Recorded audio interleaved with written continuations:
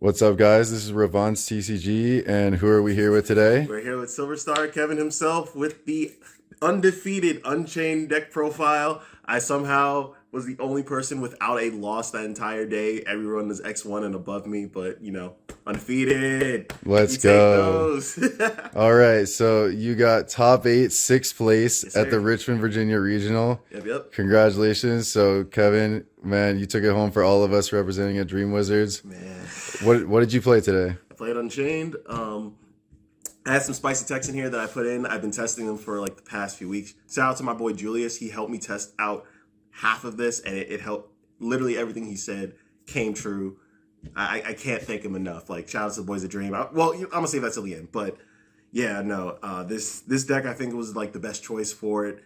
A lot of people think the deck is dead. It's not. Also, for everyone trying to buy Red Diffusion, stop it. Do better. Copium. Come on, really, a 2002 card just to summon Caesar. We don't need that. We're better than that. So, yeah, I think it was the best choice for me personally. It's a little bit of a comfort pick, but it has a decent chance against Fire King. It does pretty decently against Rescue still. So I thought it had the best chance to really go through and just win an event, especially now that the format is still like forming. I'm able to just take just literal skill issue and just keep going. But yeah, so speaking of Virginia Regionals, I can go through some of my matchups. I don't remember all of them, but most of them I do. First one was, funny enough, Battling Boxer. It gave me my draw.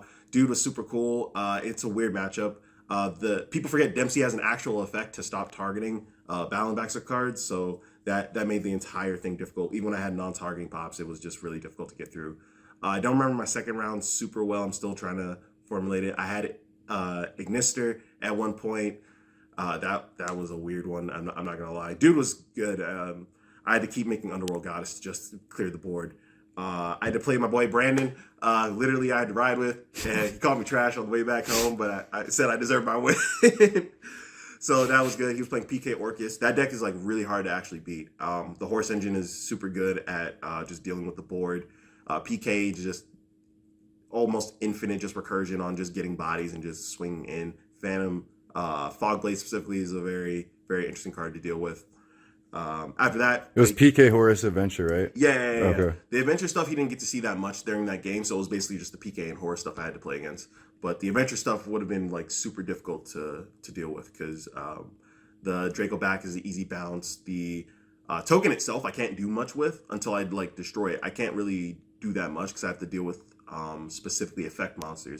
The only exception is like the Link 3, but no, it was hard. It would have been infinitely harder. My next matchup was Kevin Tian, also top 32 at the why am I playing like my boy? Like basically all of like the last match for topping was like me playing against my boys from Dream, and they were just playing decks that are like out there and hard to beat. He was playing Kashtira Makanko, which I still don't know how he played it, but he played it well. I was struggling through that match. I had to pop everything around his Makanko since I couldn't just target and destroy them normally. So doing that on top of the Kashtira monster, just banishing all my stuff, was really difficult to deal with. I was lucky game one because he bricked a little bit. Game two, I had to play around Fenrir, Unicorn, the Makanko, Trap, and the I believe Ceruli, the one that keeps targeting, that prevents targeting. So I had to I had to use like 3 cards to just pop everything else before I can even get rid of the Ceruli and the Unicorn and Birth. Like it was a nuts game. One after that was Labyrinth. Labyrinth was a rough matchup going in. The deck has a decent matchup against it, but it's really hard to do it once you start getting into the grind game. Game one was literally like 30 minutes because of that. So we kept going back and forth. I had to keep doing a resource loop with the Link 2, Sarama, and the Trap so I can just keep recycling and just keep him off cards.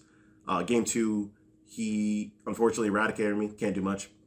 So basically I had to keep doing what I could with like 2 Rikea and a Dream.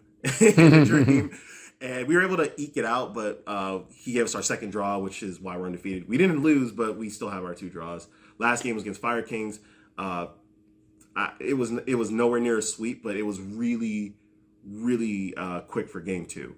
The first thing was just getting rid of that. The card in the side was clutch. The spice. Yeah, it was clutch in just finishing the game. It's same thing for the match against Brandon and the match against Ignister and the other Fire King. Like that made the game so much easier, a lot easier to play, and a lot more grindy. Again, we'll get into it, but I think I've talked a little bit too much on here, so. I know. You were breaking resource loops all day. You were absolutely crushing it. I've seen your ratios, man. They look so smooth. So yeah, without further ado, why don't you show us some of the ratios? All right, let's do it. So we're going to start off with the main deck. We're going to start off with the classic. Man, this Matt, what a time to be alive. Dude, this Matt is so good. The next one is going to be great too. I'm going to be winning that one too. So hopefully with Unchained, but we'll see. Yes, sir. We're going to start off with 3 Arua. This card is one of your starters. You can summon it from hand, popping, any card on your field. You get Fiend Lock, but usually you're able to get around that. And this one shares the same effect as the Rakea, which I play at 2, and the Sarama at 1, that allow you to summon one from hand or deck. So that comes up a lot when you get stuck with weird hands or you have certain cards that you need to get out of them. So you just end up popping them in one way or another, and you're able to play the game. Rakea has a quick effect pop on field to pop any card. You can actually pop itself, but if you do that, you can't summon from deck. Same thing with Sarama. You set an Unchained card on the field and pop a card on your field, but if you pop itself, you don't summon from deck. It's a little weird, but this card is probably your best normal summon. I know it's weird considering we also play another card, but this card basically gives you the rest of your engine after. It's the same logic as I'd say Fenrir. It's great turn 1, but it's amazing turn 2 and after. Like, it does damn near everything for you. So honestly, I don't think you change this. There is an argument that you play 3 Rakea, but you'd have to cut down on 1 card. But I'll get to that later. You would never play 2 Sarama? I don't think you need 2 Sarama. I think the 2 Sarama only comes up if you're playing specifically a pure build, which I don't think can really be done at this point in time. You already have the 1-card combo. You have more than enough cards now to supplement. You have the stuff like Shavar, so I don't think 2 is necessary. It's nice to have, but it's not necessary in playing it now. Speaking of 2 ofs, I'd say this is a card that's actually a fine 2 of now. This is for the new Caesar that you have, the new way of making Caesar. So this card summons from grave by popping a fiend or face down card you control. So that comes up a lot. It actually comes up in the Runic matchup. Excuse me.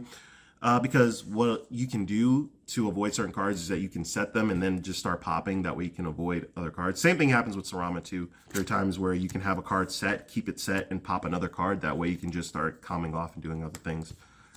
Its effect to pop on field, a lot of people forget that you target a card as cost, and the effect to pop a spell is non-target. So you can do that, target whatever you have, and then just start popping the rest of your stuff. You can actually use it to pop your own stuff too if you need the extra body, or you just need to trigger other cards like the Abominable. So this card is really nuts. I considered putting this to 2 as well, but it wasn't worth it. There's too many times where you'd rather just have this for the level and the utility rather than this. But this is a non-target pop when special summoned. You can only special summon it once per turn through any means, which is unfortunate, but it works out a lot. And if you destroy it on field, you can special summon it from grave as well. There are times where you either want to get cards out of your hand, or you just need the non-target pop on your turn or your opponent's turn.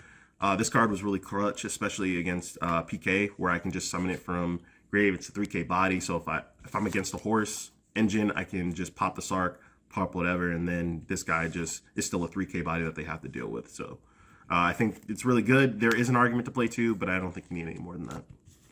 Next, unfortunately, the boys at 1, you got to do what you can. I wish, please, Konami, give us back 2. It would be great. No, it just got banned, buddy. I mean, I know, but yeah, no, Shavar is great. Shavar does everything. It sets a card. It's a quick effect to pop stuff on your turn and your opponent's turn.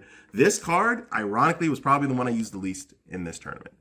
There was only one time where it came up where I drew it, and it was the only time it really mattered in hand that much. But this card is really good. There really is no replacement for it, but you can work around it. I think a lot of people thought when this card was gone, it's dead. It's not. Like, you just have to find ways to either use it more efficiently or just loop it, which is what I did. I think that if you do want to, if this card does get banished, like face down or face up, there are ways to mitigate it, one of which we'll talk about later. But the decks, this being at 1 does not mean you can't do anything. You just have to find other ways. I think going second or finding ways to efficiently play the card is better. I always kept it in hand. I think that was the biggest thing. Keeping this in hand after doing your combos is the most important thing, because you want the interaction more than just having it in grave. And people I've seen in combos tend to keep it in the Caesar, which I don't agree with. I don't think it's bad. I just think that it's better to have it in your hand, and you'd rather already have it than try to get it on your opponent's turn where they have more interactions to get rid of it. So on to the next thing. These are just the usual consistency cards. Abomination's Prison, it's a search. It also shares the same effect as the Escape and the Abominable. When they're set and destroyed, you can summon an Unchained from your deck. And you can use both effects once per turn. So if you have 2 of this, you can set 1, destroy, and then activate it. This searches out these and any of the previous Unchained cards I have, so it makes it a lot easier. This is a pop for one of your Unchained cards and a card on the field. It doesn't have to be your opponent's. That came up a couple times. And the Chamber is a special summon that does not target from your grave or hand. So that came up a couple times. What I would do that helped out is that I would go and summon Yama from the grave, use Yama's effect to add back the Shavara, and then I'd have interaction on their turn. So that would come up if I had one of the traps. So I could do that, summon back the Yama, do this. I can pop the Yama, put it in grave, summon the Shavara, excuse me, and use the Escape to pop the Shavara and something else. That way on New Chain, I have a way to use the Yama and the Shavara to set and actually summon a Fiend. So I think that helped out a lot more in terms of just playing the game rather than just relying on the usual board. The usual board still works. It's still fine. But I think figuring out, you have to match it up to what your goal is for the format. For example, my thought is I'm playing against Fire King.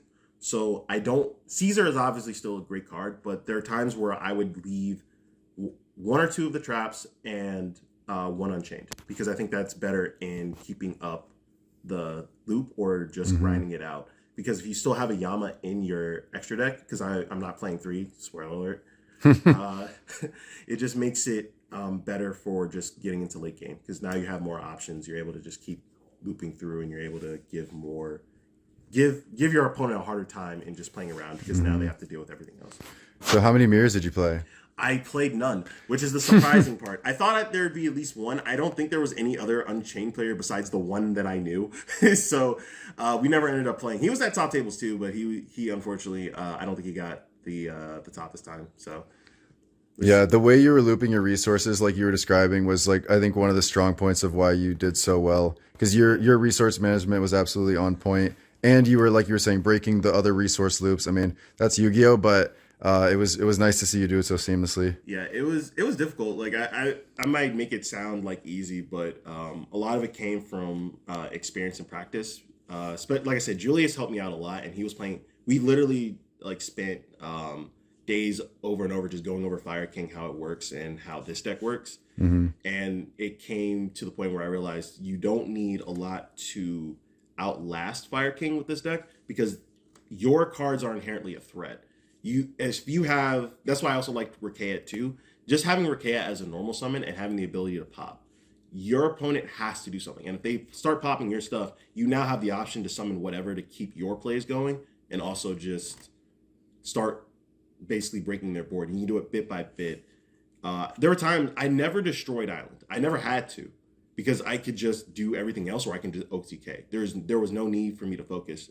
In the last game in which I had to play Fire Kings, I did not even need to do anything else. I made it so we had to pop everything else and give him a choice between either pop my monster, which will summon, or pop my unknown set, which could have been a bluff because he didn't know the rest of my hand at that point.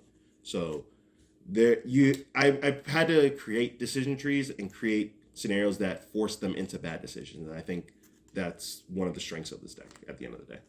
So next thing is the 1-card combo, 3 Tour Guide, 1 Fiendish Rhino. Fiendish Rhino was actually really good because you can just send any Fiend. There were times where I ended up sending something like Aruha so I can set up Sarama, or I sent the Shyama so I can just get it into rotation. Even if I didn't have Tour Guide, because it was just a good normal summon to have. The battle protection effect almost came up in a game, which was random, but you do what you got to do. But it was a really good card. Tour Guide, just getting out any one of these guys. Also getting out any one of these, even though their effects are negated, is still pretty good. You just want to have the setup sometimes, and it makes it a lot easier. But that's it for this one. Next, and the part that's probably going to be one of the spicier things. There we go. So a lot of people, or at least some people, aren't playing this. I very much think you need to. You play the usual guy, which is Vice King Requiem. This gets you into the big guy in the extra deck. It is the one that gives the effect to pop. It's also your time win con if you ever get that far. You pop a card, gain 1,000, shuffle it into the deck, so you just keep doing it for recursion. Funnily enough, in one of the games against Labyrinth where I got the draw, something I forgot but I could have done was I could have used Big Caesar has the effect when it's into grave to search a contract, and what I could have done was make that Caesar first, link it off, make Yama. At that point, you just need the second contract because I already have one in hand. If you use the big guy's effect, you don't have to use one in grave. You can use one on field.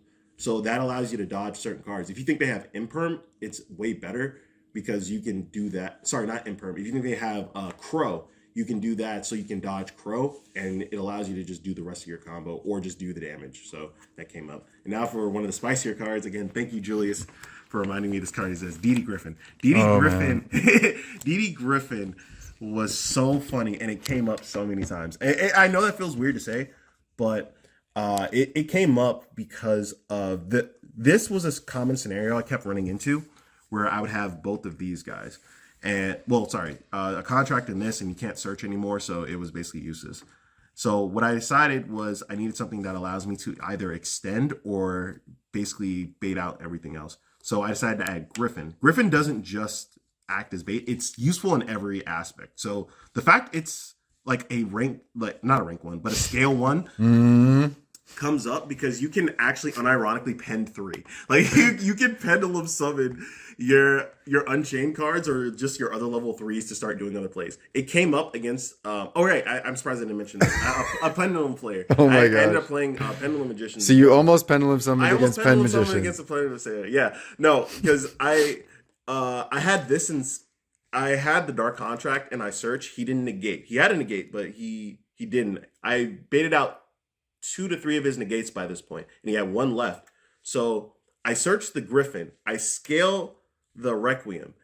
After that point, I think he was waiting for me to activate it, which I didn't do. I scale the Griffin because at that point, he has 2 options. He either stops the Griffin from allowing me to do it because he knows I have Rakan in hand, and if Rakans get summoned, I'm able to just go off. Oh, yeah. Or he has to... If he has to deal with the pendulum summon and now everything else, I basically still win because I have a Rakea and I have this. So I had to put him in a position where you have to choose between having both or one, and which one helps me break the board. I still broke the board with just this, but the fact that this was a scale, just a random pendulum summon comes up. It's a special summon as well. So once I have this guy or the big one, I can special summon them and just use them to link off and make Yama. So you can use this to make Yama without burning your normal summon. So if you have something like Tour Guide or just any extra normal summon, you're able to just continue playing the game. The Graveyard effect actually comes up because you can also search him. That way you're able to just deck Finn and not worry about drawing him later. So if you have this and then end up getting the contract, you're able to do the combo anyway.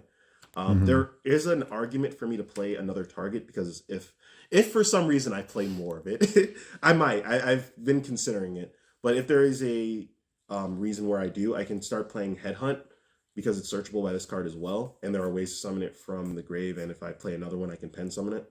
Okay. Is that better than like DD Orthros? Yeah. So Orthros' biggest problem is the fact that I have to destroy more to keep doing the same thing, whereas this can do it on its own. So if this pen effect allows me to just target it, and you probably have a contract in grave, and it destroys itself, so you can trigger stuff like your Abominable to summon from hand. You can trigger your Yama, because technically Bad Point is a monster a card on your field getting destroyed. So it does more by itself compared to Orthros, which will only basically destroy a spell and trap, and you rather just have, or at least I'd rather have the versatility to do other things than just expect that they have that and do anything else. But this card was useful. If I could find more ways to use level 4s in this deck, I would, but I feel like that's just pushing it. But I think this going forward is probably an engine I will keep.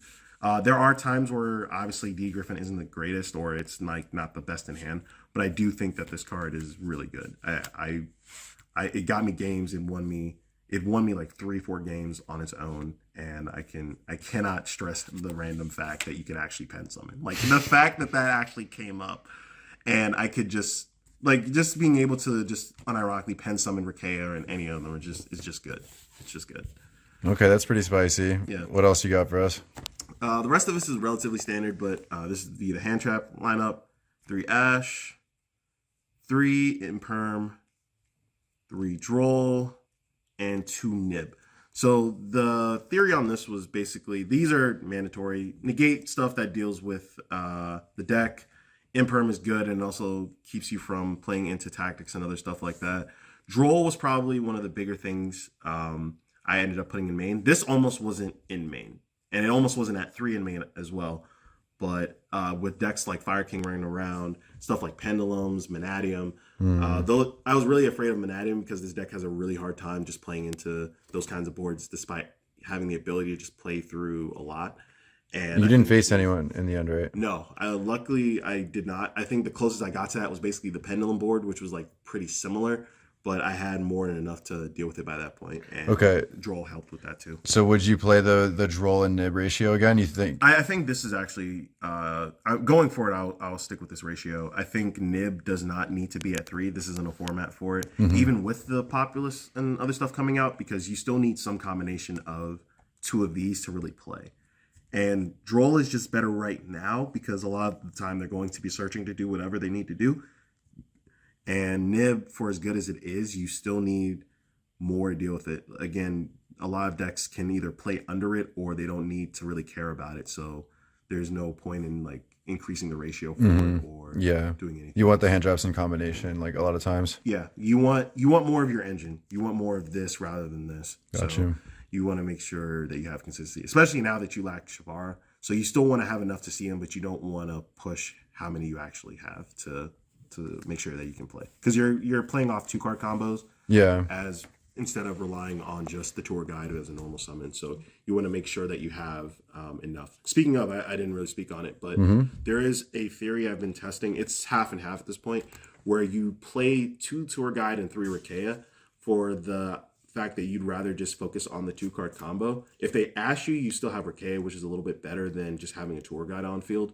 Or you have other options in terms of the Aruha if you draw both. So if you, for example, if you normal summon a tour guide and they impermanent, ash it, whatever, if you have Aruha in hand, you can't really do anything. Whereas if you have the Aruha and Rakea, then you can do a little bit more. It's still not the greatest, but I think it's a little bit better to just have that as the card on field, because you can also interact with that in your traps rather than just having the tour guide. So it's not set yet, but I think that it's at least a better option. Not better option, but it's something worth looking into. Okay. And to the last 4 cards in main, the 3 Power Prosperities, digging into your deck to get more cards. Sometimes it matters, sometimes it didn't. I usually only did it for 3. I think outside of like 1 or 2 games, I didn't really ever go for 6. I don't think I ever did 6. Okay. So it's just like a slight consistency buff? Yeah. I know that's weird to say, but I never felt the necessity to ever dig that far in my deck for 6. Right.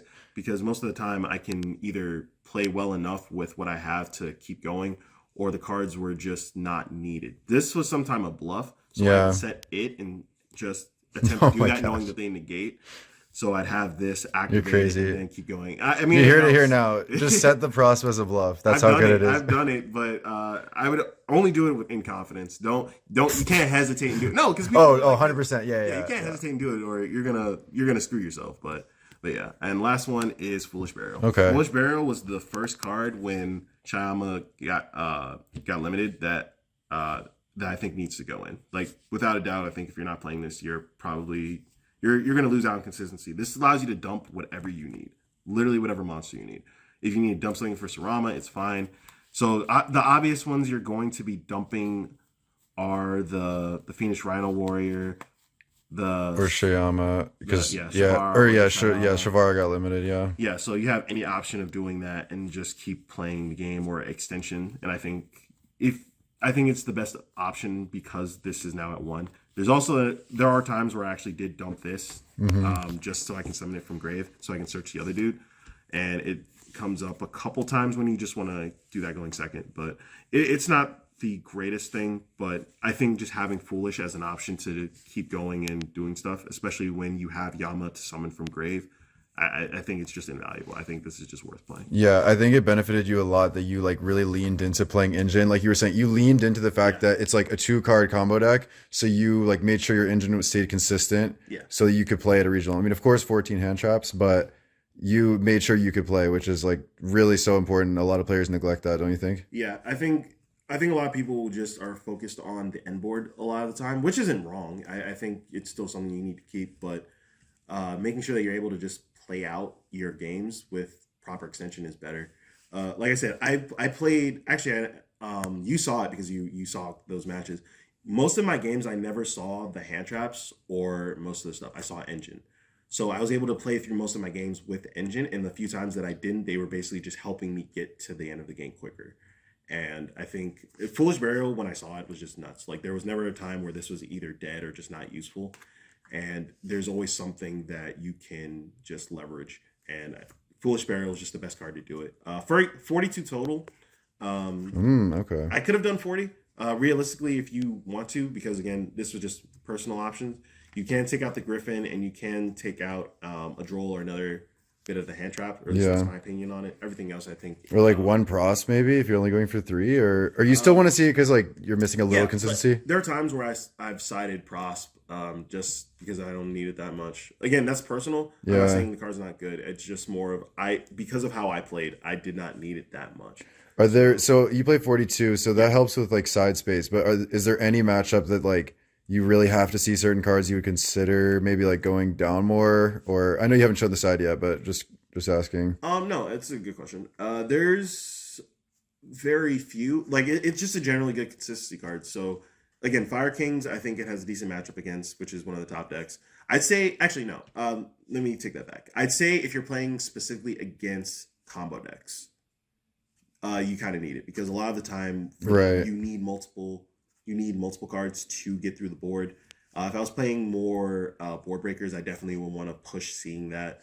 So I think it's useful, and I think it's important. It's not the card I need, but it helps me get to it. So I'd rather have it at max consistency for matchups like that, rather than not having it at all and then just missing out on the card. My idea is if I'm taking out the Prosp, I need to have a card as good or better to take its spot, which is either something engine-wise or something non-engine that's better than having it in the deck at all, which is unfortunately very hard, but you do what you can to kind of work it out. Like I said, this worked for me. This got me undefeated, but I would encourage people to test stuff. That is the biggest thing right now. Yeah. Test things out, because if you don't, you won't figure out what works for you and what works for the deck. But then again, I say that and people are playing Ready Fusion, so you know. Copium. That card is Copium. Jesus Christ, I don't know why I did it, but I'm just gonna be honest, at least there. 2 Yama, you can play 3. This card, it's a custom card, if I'm being honest. Mm-hmm. Yeah, you said it was like the next best card you might add. Yeah. If there was nothing else that I wanted to play or wanted to try, I'd be playing 3 Yama. But you manage your resources well, and there's like some more spice that actually kept your resource engine going. But yeah, we'll get to it. I never needed the third one, but if you need it, it's fine. It's your searcher. It gets you stuff from grave. It allows you to special summon your stuff while it's in grave, because for some reason someone thought it could happen on field. If it could happen on field, this card would be nuts. But you can do that and special summon any fiend. It does not have to be just your Unchained stuff. So, like I said, I summoned Griffin once. I summoned a Caesar once so I could link it off and search a contract. You can also it also has the effect to optionally pop when you use the special summon. So if you banish it, summon something like the Shavara or the Link 2, you can also pop it to keep you can pop that same card or pop whatever other card that's keeping you locked, so you can keep playing the game. So there was one game where I had the Shavara on field, but if you special summon it by its effect, you're locking the fiends. So after I destroyed something, I banished the Yama, used the effect, summoned the Link 3, popped it. That way I could do that. That way it's off the field. I'm no longer fiend locked, and I could set a spell trap, and it made it so much easier. the 2 Soul of Rage, the 1 Anguish, and the 1 Abomination. So these have similar effects where you can use your opponent's stuff to link for a Dark Link monster. This is a quick effect on your opponent's turn. This is on your turn, and you choose the monster. They both share the effect that when they are destroyed, you can target a fiend in your grave and add it to hand. These were the linchpin of my resource loop. So there are times where I wouldn't even use. I actually never summoned SP outside of one game. Like it was literally the card that I used the least in this extra deck, which is really funny. Well, yeah, you said Anguish was like an MVP, and I know the Rage is really good because it can do stuff like take away the adventure token. For example, Rescue Ace can't take away adventure token cards like that. So like it's just already in engine like utility to out stuff. Yeah, this card was just super good in like working. Like I never really had to use its effect that much. More often than not, I would either be using something like this. This card actually was really good. I summoned this like blows up everything. Yeah, it basically just blew up everything. So just to explain it, when a card is destroyed, you pop a card. When a monster is destroyed by a battle, you pop a card. In end phase, you pop a card. It does target obviously for each one, but this card was just great in OTKing and just setting up my own board. There was a game where I literally didn't have enough, so I made this so I could just blow up the board, used the one last summon I had, and just use that to make the Soul of Rage. And then during my opponent's turn, when I had to pop my Rage, I summoned back this, and I summoned back this, used that to add back a Fiend, and then I had the Shavara, so I popped another card, used this, pop, and this card just allowed me to just break boards. It was so good. Again, there's no argument. I don't see much reason to put this at 2, despite how good it was for me today. There's really not much else to say about it. Like, these cards are just good. They're board breakers. They interact on your opponent's turn. Oh, this interacts on your opponent's turn, and it just allows you to just keep playing the game. Next are the Xyz. So 1 Caesar, 1 Machinex, 1 Crisis, and 1 Zeus. Zeus was surprising because I almost took it out of the extra deck completely, but it came up a couple times going second because I would have to first I would have to do the thing to make Machinex, do that, try to clear the board, attack, make Zeus, and then after Zeus start making other stuff to break the board and do everything else. It was pretty useful. It was probably one of the cards I used like half the time outside of Typhon. Typhon was really interesting because it was a pseudo floodgate. It stopped stuff from like 2,000 attack or more to activating. There was a time where I almost summoned this so I wouldn't get nibbed, because it also includes just any card with 3k attack. So once you summon this, you basically are set. And it's also a fiend, so you can use stuff like Shavara to pop. You can summon it from grave with Yama, and the non-target return by attaching material came up a lot. So I would summon something like Fiendish Rhino Warrior, use effect return, use Rhino Warrior to send whatever I need, and just start setting up for next turn instead of focusing on that. Machinex was pretty interesting. The pop on its own was really good. Against Vanquish Soul, its actual effect comes up to attach a monster as material. So I could use a contract. So that's what I was talking about before. When you have Caesar and you have another contract, once you have 2 contracts and you have some way to get to him, you basically can just start using its actual effect on top of the pop it now has. So it was just a really cool card to use and just made things a lot easier to play. So you were summoning a lot of the XYZs, and like you said, Zeus came up a couple times. Zeus came up a couple times, so I had to, because I won like only 2-3 die rolls, so wow, yeah, that's awesome. Yeah, I was going second most of the time, so we had to keep breaking boards rather than building our own. When I had to build my own board, most of the time I would make Caesar. During the end of your combo, instead of summoning a Shavara, you just summon another Shyama, and you use it to make him. Funny enough, if you ever get caught over to like Gozen or Rivalry, you now have an out and can ironically make Caesar. So have fun with that. But yeah, this card was really good. The searching came up a couple times, and the Caesar's just Caesar. They have to interact with this, which I think is better. Like, it is your greatest form of bait when you don't have to worry about we don't have to worry about just winning the game. So all the XCs were useful. I used every card here, so I wouldn't really change that either. Next are the utility cards. Muckracker. Muckracker came up a lot, especially in Top Cut. Summoning your fiends from the grave. Just another way to keep up the resource loop. Protecting your own fiends by just getting rid of them or tributing them also came up a couple times, so that helped out. SP, ironically, the least summoned card in my... You just don't need it. Yeah, which is weird to think about, but like it's you still need it technically. I just never needed it that much. Like I only summoned it I think once or twice, and by the time I was doing that, I was already in a winning position. So Nightmare Unicorn, similar thing to this. It's just targeting shuffle, which comes up a couple times. It also helps when you're fiend locked. Yep. So you can just do that, shuffle stuff in, and speaking of which, yep, yeah, it's Phoenix. So Phoenix actually came up in the last game against Fire Kings, and when I mentioned bringing my opponent into this situation, I had another monster and I had Narua in hand. Most people would probably just pop the card and then summon this, but I forced the situation by normal summoning Aruha, so we had to consider whether this card was a bluff or whether it was something that actually needed to be dealt with. So he ended up popping it. It was a prison. I ended up just going off after that. So yeah, like I had to create scenarios that forced actions from like my opponent so I could like put myself in a winning position. And that was one of these ones. Phoenix actually almost came up outside of that just for popping stuff when I got stuck under, I think it was Rivalry. So I just had that popped. And randomly, if you ever get in a situation where you have a Little Knight, you just have this. So you have a co-link and you also get the draw. So that was also just a funny thing that came up. Same thing with Muckracker too, if you ever get in that position. And the last card, which ironically I have summoned more than SP, was Underworld Goddess. So I played against Ignister, as I mentioned before, and to break the board, I had to summon Goddess. I think like I had to summon it twice. And there was another game where I ended up having to make it just to like go for game, and the negate for it comes up.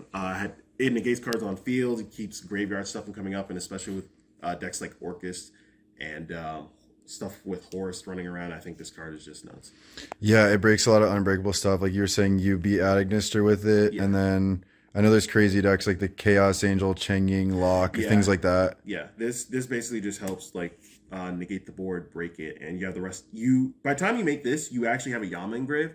So if you have another form of destruction, you can just do that and go off. I usually summon the Sarama and don't use his effect. I just link straight off. So if you have a card to destroy, do that, bring back the Sarama, and you should have more than enough to start building your board again and just popping off to win. Like I said, there is something I want to change, but I think that'll come later. When the new Link 3 for that everyone's going to be playing in Fire King comes out, I'm probably going to replace that for the Goddess, because it's also a fiend, so you can summon stuff back ironically like Phoenix and the Shavara, so you can just play and do stuff on your opponent's turn. So what I want to do, and we're still figuring out how we're going to do it, but we end on Phoenix and we have that engraved. That way we just have the pop, and if not, that means we also can just end on our other stuff and just play it out. There are things I'm still testing, but I think that might come up. But that was the extra deck. On to the side deck. Okay. We're going to start with the most useless one, Crow. Everyone says that. Yeah, Crow feels like it should be good, but I just never really got any use out of it. I think only one game I ever drew it, and that game it literally was just unplayable. So there were like Orcust and Horus decks running around. I think you only just faced maybe only one. I faced like one or two, but it wasn't there. Again, by the time I saw Crow, it just didn't matter. I had my engine. My engine just did more work, so I just relied on that. Phantasme was actually pretty useful. Just stopping cards that target your stuff came up. It allowed me to dump stuff like a Phoenix Rhino Warrior and a Shavara when I had it. And just being able to like resculpt my hand with this effect to summon was pretty good. This card I might bump up to 3. I'm still debating. Depends on how the format goes, but I think it's at least good at 2. I don't want to double dip with it too much, but it's still pretty good. Next would be the Thrust. and the talent. I saw you were going crazy with this, like when you actually ended up winning the whole thing. Yeah, this card was pretty useful. Obviously, the things most people are playing something on your turn where there's a hand trap. With Fire King, they have to play on your turn just to do certain plays. So half the time I just hold this, usually until after they activate Ash, or if they're in a position where they feel that they're just comfortable. I think you saw it too, where I set this as well and then just activated it, just because he thought I had another extender and I didn't. You're insane. Yeah, I mean, dude, you do what you got to do. Like I think just because you're playing Unchained, setting cards is just valuable. So it doesn't, just because you set a card doesn't always mean that it's going to be useful or that it's always searchable. But it is just useful. This was fine. I don't think I need 3, but it's nice to have. Same thing with talents. I could play 2, but I don't think I need to. Another card I didn't really use, Evenly Matched. In theory, this is good against Fire King as well, just so you can clear certain cards off the board. It's also good against a lot of the decks that make like a bigger board or stuff like Labyrinth. I know a lot of people. I know that's going to change soon with transaction rollback, but at the time where people are just setting cards, Evenly Matched is just a way to just get cards off the field and move cards permanently from the game, which I personally value a lot. So stuff like this against like it's basically like a trap Fenrir in my eyes rather than just a board clear. So I didn't really get to use it. Most of the time I was just going off other cards, so it was unfortunately mad, but I think it's really good, and I think it'll be better in the upcoming format. Next one is for spell and trap removal. Harpies is Harpies, and 2 Cosmic. 2 Cosmic. This could go to 3. I would probably replace one of the Evenly Matched with it.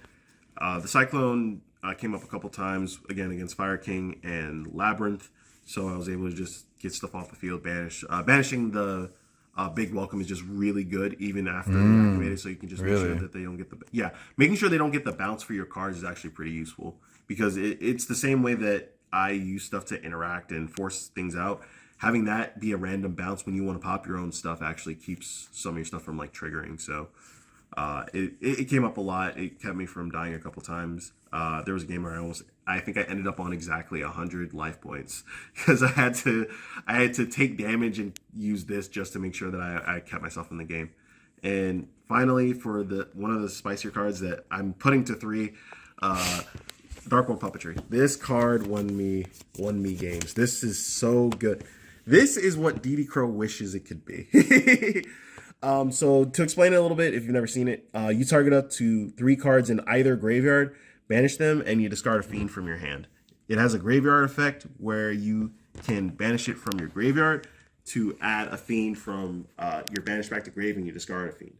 And this card literally won me my last 4 matches in just top. Like it was nuts.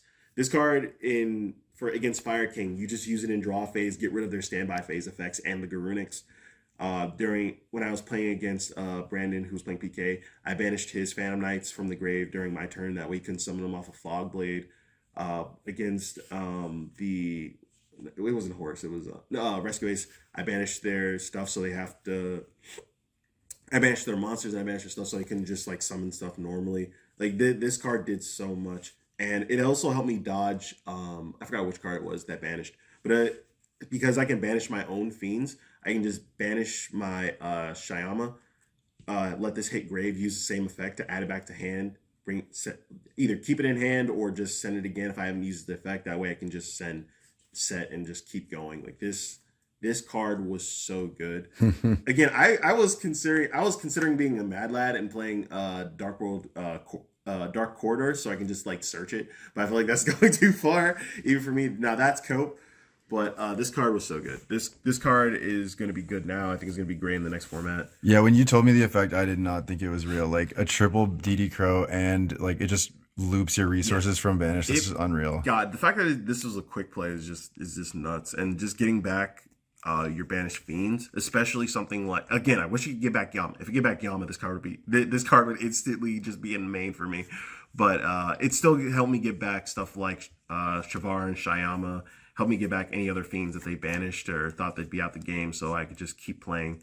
This card is so good. I really, it's hard because I want to play it in main, but I'm having a little struggle just justifying it. But yeah, no, this basically makes your loop even stronger. Keeps people from playing the game, keeps stuff out the grave. For some reason, though, I don't know why, the second effect, the graveyard effect, is not once per turn. The actual activation is. So if you have 2 in grave and they have 2 cards banished, you quite literally can just banish both, get back a fiend, send a fiend, and then you're just off to the races depending on what you want to do. It's like a weird way of sculpting your hand, but it also works out. So, Yeah, you do have to wait 1 turn for it though, right? No. For the grave effect. Oh wait, for the grave effect, yeah.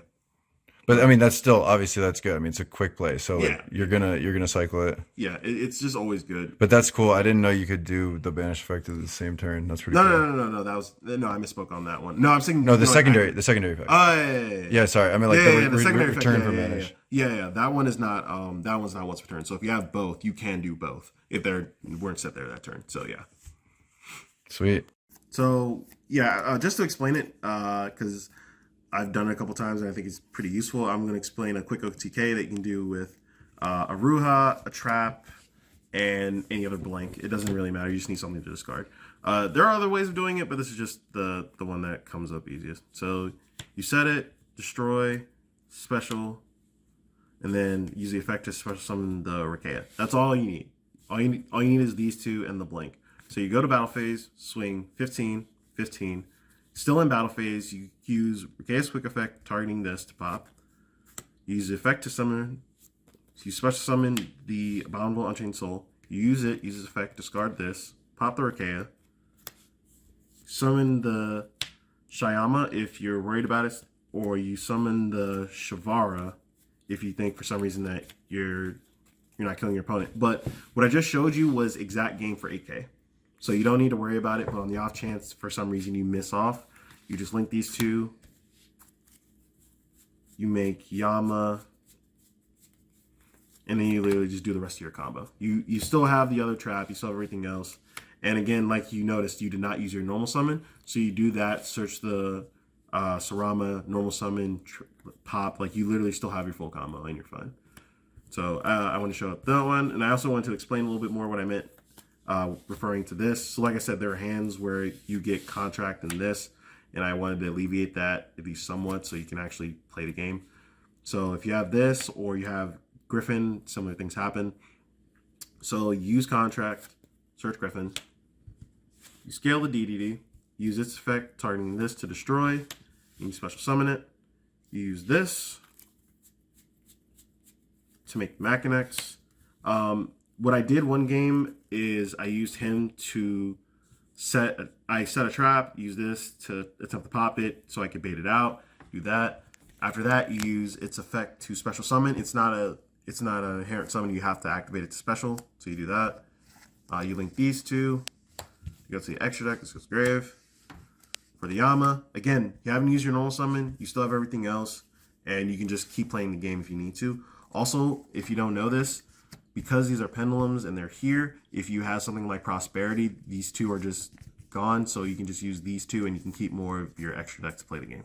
So that came up 2 games, and I think that these are just useful for if you want to try and play the rest of the game, or you just want quicker ways to end the game. One thing I noticed playing Unchained, because I played Unchained since release, is that there are ways you have to know how to time things. Like that is the biggest thing. Patience in Yu-Gi-Oh! Is actually a really big thing that I don't think is always thought about.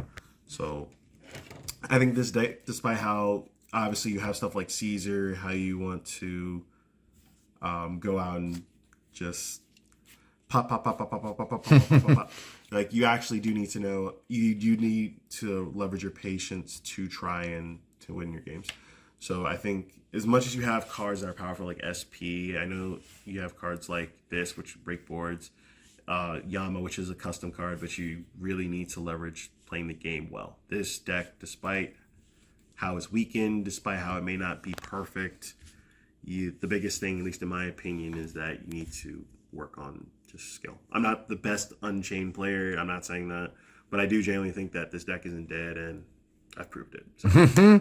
Yeah, you definitely did prove it. Like we were saying, you were the only Unchained player that we saw like late at the top tables. I mean, your friend did do. He did all right. He was around there for sure. He was around, but like. But you were one of the only ones like really top tables, yeah. Showing up with it. Yeah, people were surprised that I even had it. Like they thought there weren't any left. So.